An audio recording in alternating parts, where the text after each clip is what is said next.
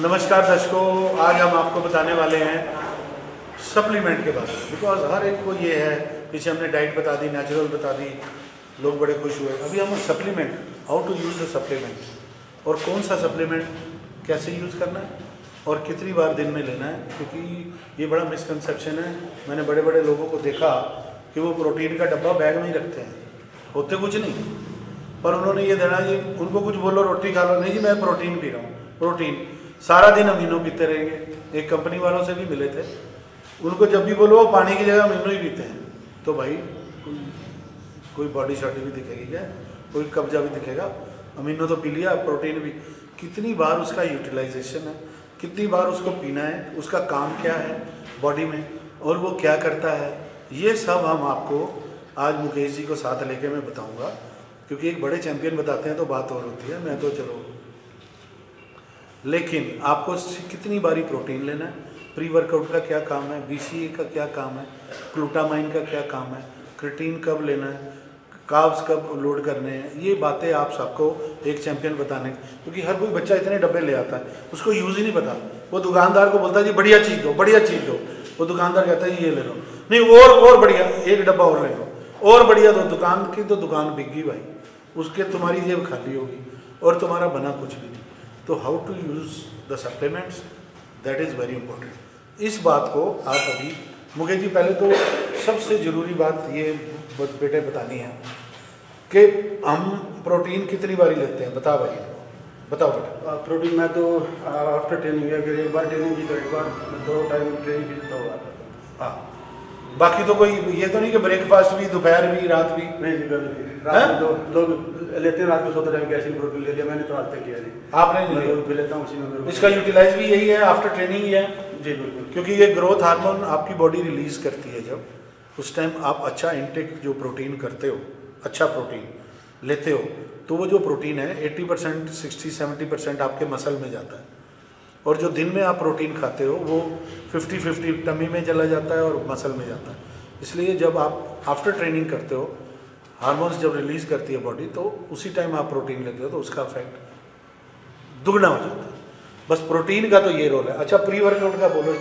पहले क्रिएटिन चलती थी हमारे टाइम में, तो मैंने तो आलू इनको हॉस्टल से जब यहाँ कमरे ले रखे थे, बोलो 2 आलू और चावल खा के आओ 1-1.5 घंटा पहले, मिर्च नहीं डालनी, और फिर इनको लेके मैं वहाँ से इधर आ जाता था और फिर वो वर्जिश करते थे।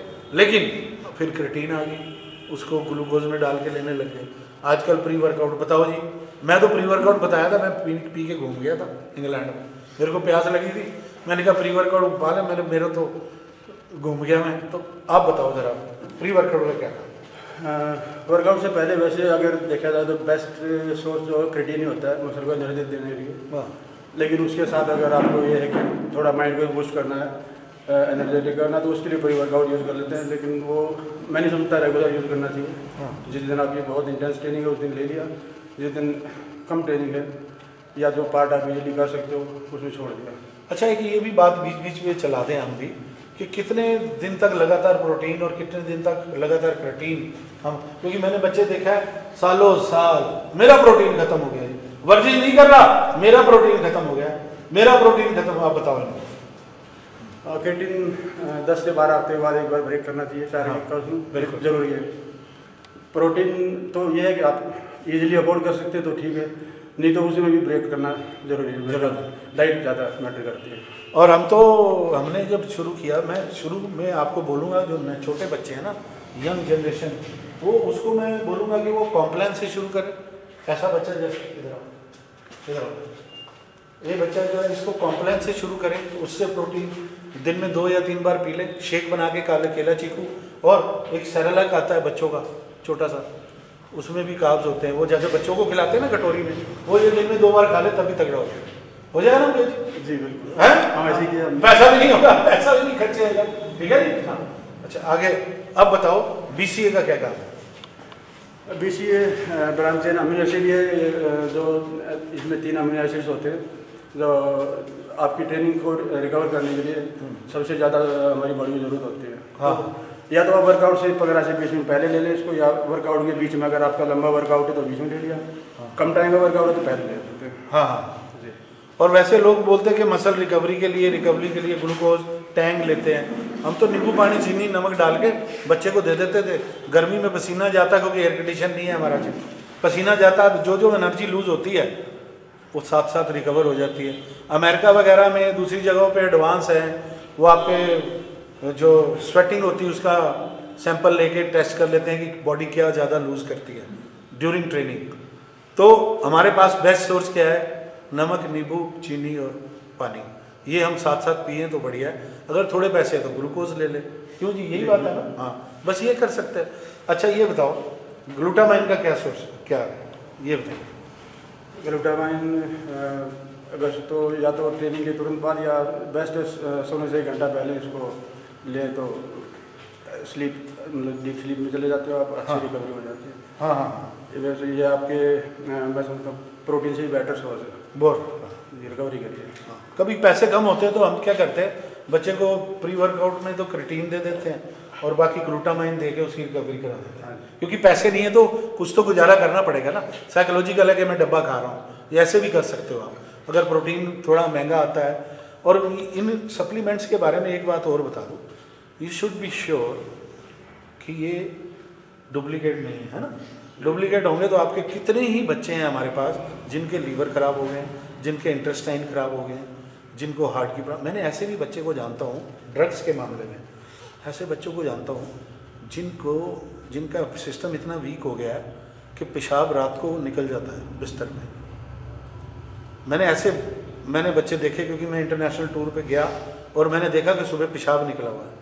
फिर वो बच्चे शर्मिंदा हो गया और उसने मुझे बोला, और ये बात मैं फैक्ट बोल रहा हूँ क्योंकि दवाइयों का किसी को अंदाज़ा ही नहीं है कि एक तो वो दवाई है, ऊपर से अंदाज़ा ही नहीं, खाते जा रहे हैं।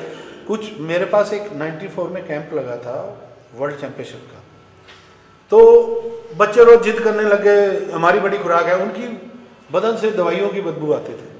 तो उनको ये इधर एक रेस्टोरेंट है सम्राट, वहाँ मैं ले गया, खाना जी ऑर्डर कर दिया। वो बोले जी मेरा 6 अंडे का कर दो जी, मैं 5 अंडे खावांगा जी, मैं लस्सी पियांगा जी। वो सारे ऑर्डर कर दिए, उनसे 3-3 अंडे ऑरली ऐसे खाए नहीं गए, बिकॉज वो सब कुछ दवाइयों के थ्रू ही खाते थे। So you believe me, this happens, ठीक है नहीं। अभी अब इनको बताओ जी ट्रैवलर्स और ZM के बारे में बताओ, पहले ट्रैवलर्स के बारे में बताओ। ट्रैवलर्स नए बच्चों के लिए तो बेस्ट है, उनका मेल हार्मोन को बूस्ट करता है जो नेचुरल उनकी बॉडी में बनता है। हाँ तो ये नेचुरल वे में बेस्ट सोर्स है आपका हार्मोन को बूस्ट करने का। हाँ हाँ। और ZM में वो भी जिंक और मैग्नीशियम का सोर्स है। हाँ। उससे भी आपका टेस्टोस्टेरोन लेवल हाई होता है और नींद अच्छी आती है रात में। हाँ, और ये भी बहुत बंदे हैं जो जिनकी एज होगी या छोटे, उनके जल्दी जॉइंट्स भी बोल जाते हैं, या एजिड आदमियों के लिए भी बता रहा हूँ, तो उसके लिए ग्लूकोसामाइन और कैल्शियम और D3 आजकल बहुत डेफिशिएंसी चल रही है, उसका भी एक कॉम्बिनेशन आता है, वो भी अगर आप लेते रहते हो, ग्लूकोसामाइन, कैल्शियम और विटामिन D, इन तीनों का एक कॉम्बिनेशन आजकल कंपनियों ने बनाया है। अगर वो आप लेते रहोगे जॉइंट्स में तो आपके जॉइंट्स भी एक्टिव रहेंगे। और बाकी और भी बड़े सप्लीमेंट हैं, लेकिन इनको गहराई में ले जाओगे तो गड़बड़ हो जाएगी, है ना, कंफ्यूज सारे रख के बैठ जाएंगे। हाँ, ये बाद में तुम डब्बों में खो जाओगे, इतना ही बहुत है। तुम थोड़ा थोड़ा चलाओ, जिसके पास प्रोटीन नहीं है तो वो बता दिया है आपको कि वो ग्लूटामाइन और क्रिटीन से भी काम चला सकते हैं, बशर्ते वो जेन्युइन होना चाहिए।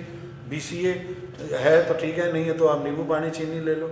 ऐसी चीज़ें आपको, ये ओनली कंपटीशन टाइम है, ये नहीं कि रोज रेगुलर। जब आप किसी, एक तो सबसे बड़ी बात क्या है, आम आदमी वर्जिश करता है उसके बाद कोई गोल नहीं है।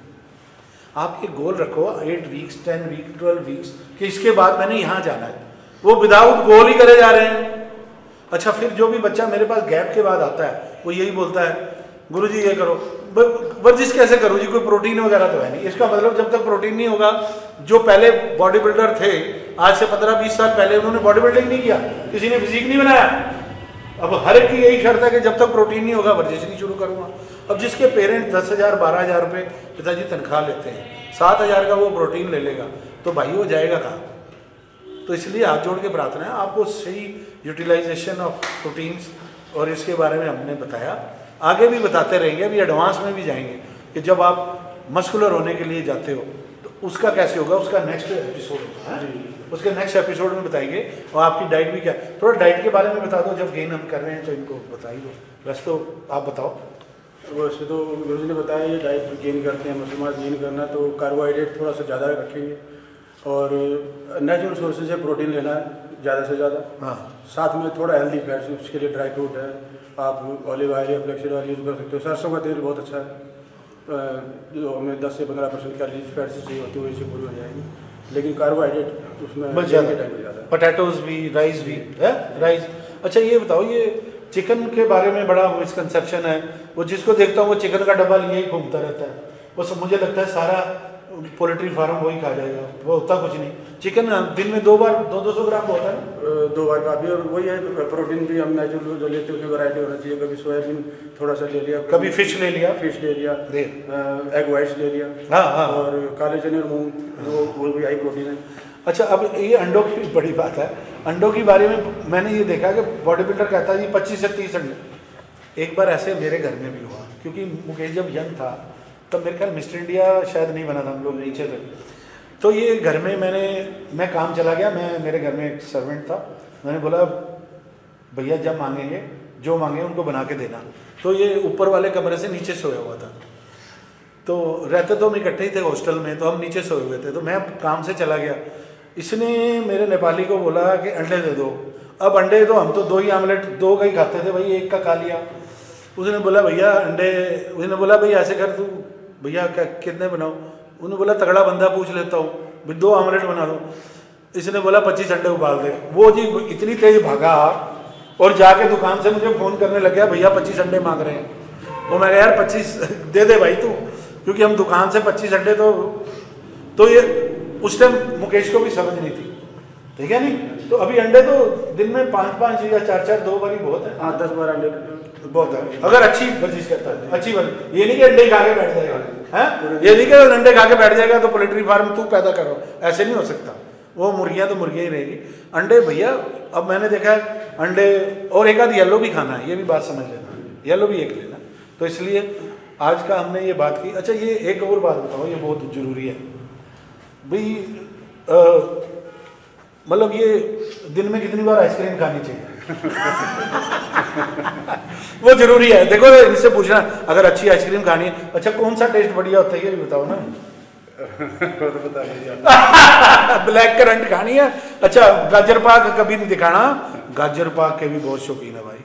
गाजर पाक ऊपर मावा गला हो, काजू बादाम, फिर तो भाई 1 किलो गाजर पाक चाहिए, ठीक है ना। वो नहीं बताया भाई, ये अगले बार में पूछ लेंगे गाजर पाक कैसे। Thank you very much, God bless you, thank you. चलो।